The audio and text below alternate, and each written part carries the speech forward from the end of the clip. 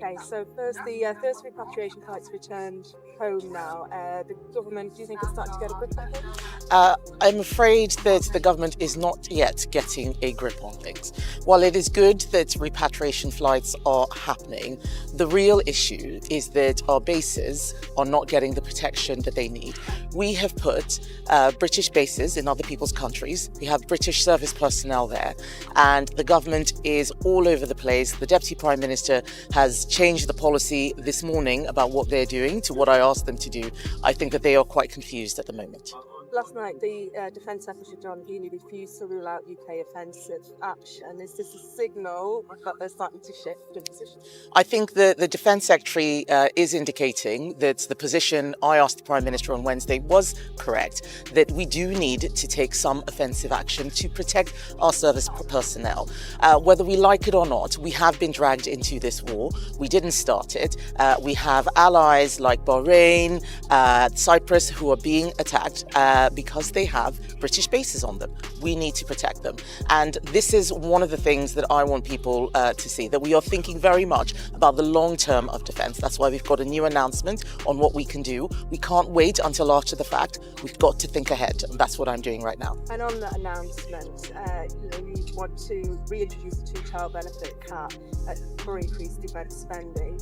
Why didn't you increase defence spending when you were in government? Actually, when I was in government, we did increase defence spending. Defence spending went down every year from 1989 until 2022, when the Ukraine war started. That's when I came into government. And actually, that's when I went into cabinet. Actually, what we have seen is a real change in world circumstances. The world is becoming more dangerous, and that's why we need to change policy. I am worried that Labour came in. The first repatriation flights have returned home. But the question remains, is the government truly getting a grip on the situation? While the flights are a positive step, British bases and personnel abroad remain at risk. Confusion and policy changes at the highest levels have left our service members exposed, prompting urgent calls for decisive action. Protecting allied territories and service personnel is not optional, it is essential. Just to give more welfare, the international situation has changed and they're not ready. They are slow. We still have HMS Dragon in Portsmouth today, 2 days after the Prime Minister said he was sending it out there. And we're hearing all sorts of rumours that this is because of union activity and so on. The government does not have a grip. They are not ready. How much further are you willing to go in Iran?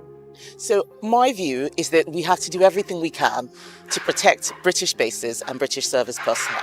If people are shooting missiles at them, we should take out the missile launch capability, not just try and stop the missiles. It is not enough to catch the arrows. You want to stop the archer as well. That's what I want to do. That's what I'm asking the government to do. Is that not risking an escalation? The escalation is the firing of missiles on British bases when we weren't involved in this in the first place. I want to see a de-escalation, but sometimes we have to take difficult decisions. We need to do the right thing, the tough thing, not the easy thing. The government is burying its head in the sand. I want them to get a grip. I don't know if you've seen it, but the White House being tweeted edited videos of Hollywood films and attacks in Iran. Do you think it's appropriate for the White House to be doing those kind of things? Well, the current White House is very theatrical. I'm more interested in what is in the British national interest rather than giving commentary on what they may or may not be doing. And the thing that I'm worried about as leader of the opposition is that our government had plenty of notice about what was going on and just chose to pretend nothing was happening because they were scared. Too much dithering by the Prime Minister.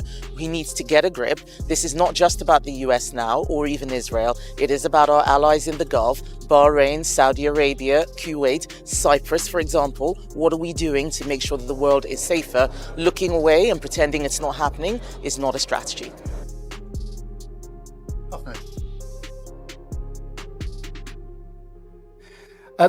The world is becoming increasingly dangerous, and Britain must adapt. While defence spending has increased since recent conflicts, current delays and union-related obstacles are hampering readiness. British military assets like HMS Dragon are only now being deployed, but it is clear that a proactive approach is needed to prevent attacks. Defensive strategy is about thinking ahead, not reacting after the fact. morning I chaired another COBRA meeting as we continue to coordinate our response to the situation in Iran and the Middle East. I know that people are worried sick about their family and friends who are caught up in this, about the impact on our lives and our economy, and about the potential for even greater escalation. They can hardly believe that yet again we're seeing missiles and drones falling and civilians in the firing line across the region. So I want to reassure the British public about the action that we're taking. While the region has been plunged into chaos, my focus is providing calm, level-headed leadership in the national interest. Our number one priority is protecting our people. And that's why, long before the US and Israeli action last weekend, we had already deployed additional military capabilities to the region to defend our interests. And I want to pay tribute to our brilliant armed forces. Throughout January and February, we were moving defensive assets to Cyprus and Qatar. Fighter jets, air defence missiles, advanced radar, and systems to take down drones, to ensure we were in a heightened state of readiness in advance of any conflict beginning. I can announce today that we're sending 4 additional Typhoon jets to join our squadron in Qatar, to strengthen our defensive operations in Qatar and across the region. Wildcat helicopters. Missiles and drones continue to threaten civilians and bases across the Middle East. Britain has acted early, deploying additional jets and anti-drone systems to Cyprus and Qatar. The focus is clear: protect British citizens and allies, and maintain a robust defensive posture. Coordination with the US for defensive operations ensures we can neutralize threats before they endanger lives.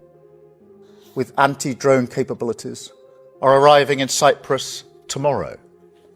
The Defence Secretary is on the ground in Cyprus right now, coordinating our work and our brave servicemen and women. We're deploying HMS Dragon to the Mediterranean.